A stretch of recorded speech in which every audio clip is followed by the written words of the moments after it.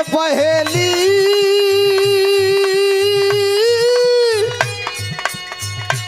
अरे बड़ी हो जोर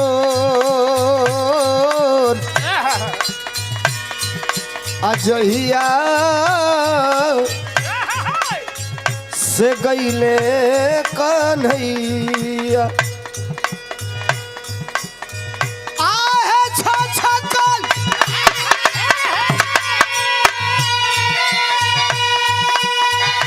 अरे नदिया बूढ़ो अरे पहेली अरे बड़ी हो जो जहिया से गईले कन्हैया अरे जहिया से गईले कन्हैया अरे सुधियो नली गले मो जहिया से गईले कन्हैया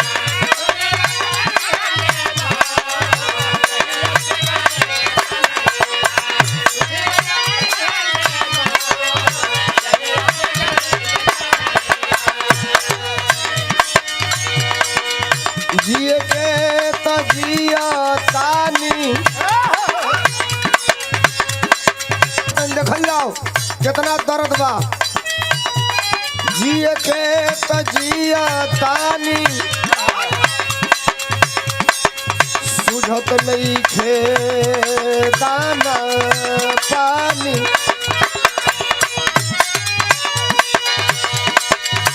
आहे जिए के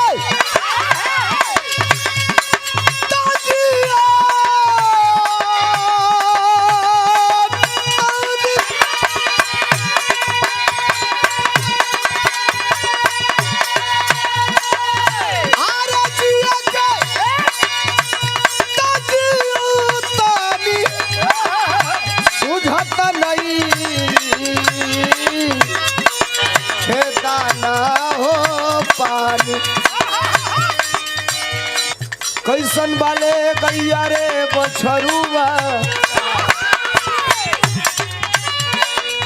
कहाँ सुने के मिले था गाना ए टनो बोली तो धीरे से कहाँ सुने के मिले था ये कुल रेडियो चले पहले हमरा खूब मन पड़ेला मन को छोट रह जा रोवल जा तो घरे माई काकी रेडियो चालू कर दो 3 सेल का 3 बैंड वाली आकाशवाणी गोरखपुर चाहे आकाशवाणी बनारस चाहे आकाशवाणी पटना ये 3 गो धरे नियामत अली का गाना गावे नरई काल का चिकन मटिया जहाँ बसे पर्वत पहाड़ गोइया हो दोपहरिया 2:30 बजे खेती बाड़ी कार्यक्रम में आ जाओ मोहम्मद खलील गावा की कौनी खोतवा में लुकैलू आहिरे बालम चिरई दोपहरिया में गाना बाजे रेडियो पर गाना आवे पहले आजकल के गाना में पहले के गाना में अंतर हो गई देश गुलाम रहे बहुत समय गाना बाजे कि गेहुआ का रोटिया रहरिया का दलिया तनिसा घीवो मिली है ना जहिया मिली है जदिया तनिसा घीवो मिली है ना एगो गुलामी में गाना रहे एगो इतनो घरी गुलाम बा 5 किलो राशन मिला था लाइन में लोग खड़ा बा लड़का के जंघिया फाटल बा मेहरारू का पेटकोट नहीं खो सकीन पावत कहते जाए भैया गैस 150 रुपया 1 टंकी का दाम हो गए तो कहते सौ से का करे बा 5 किलो गेहूं मिले था ना वही में फिट वाली हम कैसन वाले गैया रे बछरुआ राधा जी कहताड़ी कैसन वाले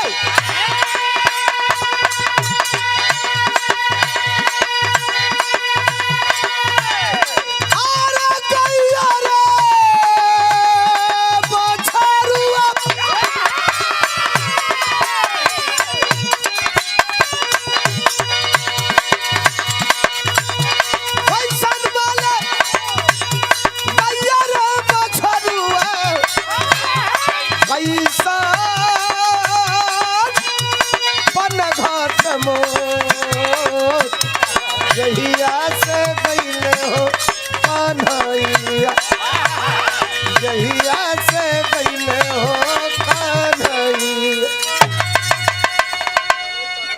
अरे जहिया से गईले कान्हैया अरे सुधी हो ना